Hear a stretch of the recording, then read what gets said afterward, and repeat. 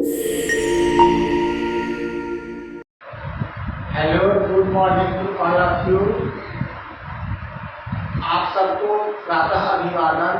कल के क्लास में हम लोग ने अध्ययन किया था प्रोनाउन के टाइप्स के बारे में, जिसमें हम लोग पॉसेसिव प्रोनाउन और पर्सनल प्रोनाउन के बारे में चर्चा किए थे। आप लोग का डिमांड है कि डिफिनीशन ज्यादा न करके जो मेन चीज है प्रोनाउन को हम समझे कैसे, उस पर ध्यान दिया जाए।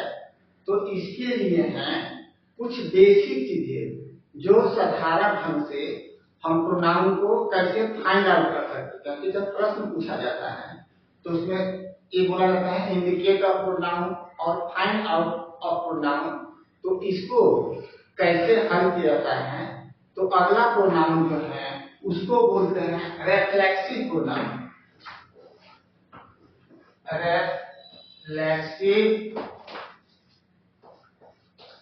प्रोनाउन। रेफ्लेक्सिव प्रोनाउन में सब्जेक्ट जो है अपना काम स्वयं करता है। कैसे? जैसे सपोज कीजिए कि ही है, तो ही सब्जेक्ट है, तो इसका अगर रेफ्लेक्सिव प्रोनाउन बनाएंगे तो हो जाएगा हिमसेल्फ। हिमसेल्फ। ही मीन्स वह, हिमसेल्फ मतलब स्वयं। कैसे समझेंगे?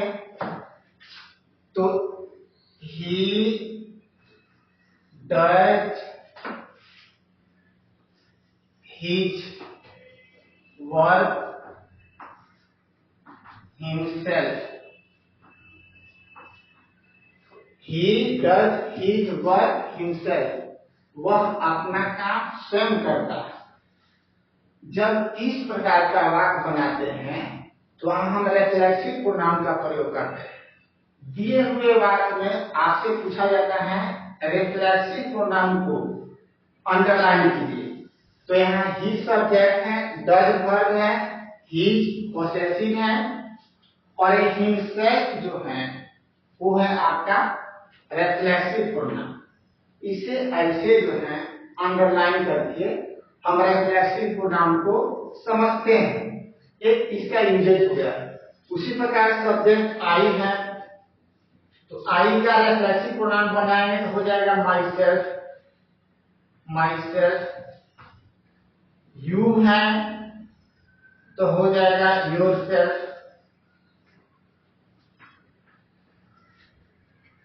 सी है तो हो जाएगा हर सेल्फ। दे हैं तो हो जाएगा देम सेल्फ।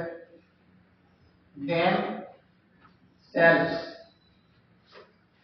इस प्रकार हम रेफ्लेक्सिव प्रोनाउन को पहचानते हैं। यानी यहां भी सेल्फ मिले, जैसे ही का हिम होता है, हिम में क्या जुड़ गया है? सेल्फ। आई का ऑब्जेक्ट माई होता है, माई के साथ क्या जुड़ गया है? सेल्फ, तो बन गया माई सेल्फ। उसी प्रकार यू मीन्स तुम होता है, योर वर्ड है, आई के साथ सेल्फ जुड़ा तो बन गया योर सेल्फ। सी का अर्थ होता है वह, स्त्रीलिंग, इसका ऑब्जेक्ट होता है हर, उसके साथ सेल्फ जुड़ गया बन गया हर सेल्फ। दे का सेल्फ। इन वर्ड जहां भी आप सेंटेंस में देखें उसको अंडरलाइन करेंगे तो आपको रेफ्लेक्सिव प्रोनाउन मिल जाएगा। अगला जो प्रोनाउन है उस प्रोनाउन को हम बोलते हैं डेमोस्ट्रेटिव प्रोनाउन। अगला जो प्रोनाउन जिसके बारे में हम लोग अध्ययन करेंगे वो है demonstrative. Demonstrative.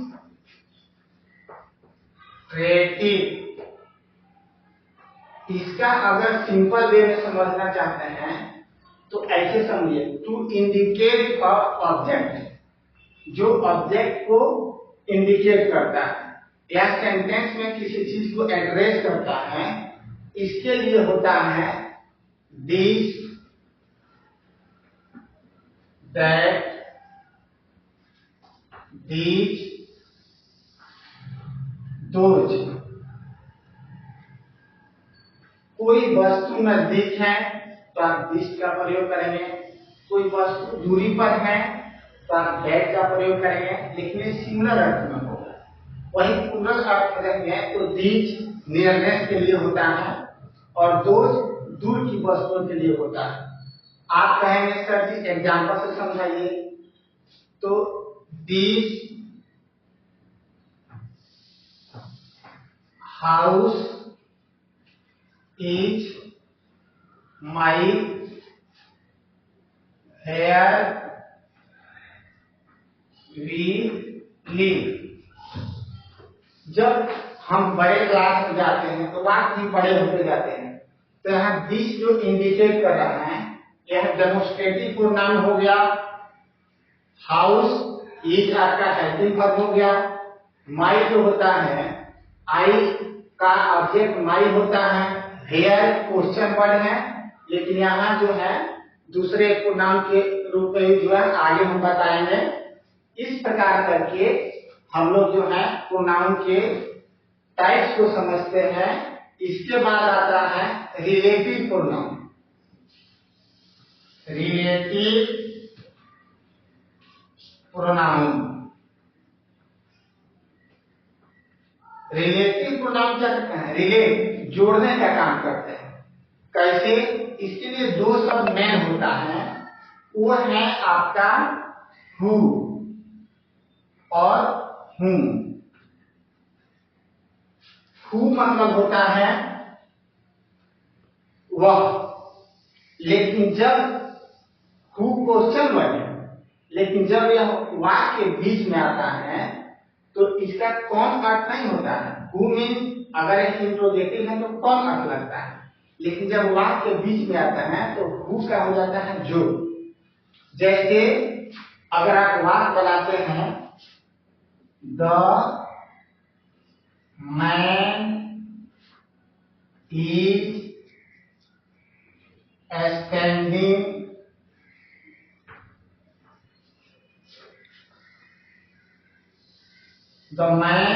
the man who, यहां लिखेंगे who is standing is my brother। the man who is standing is my brother।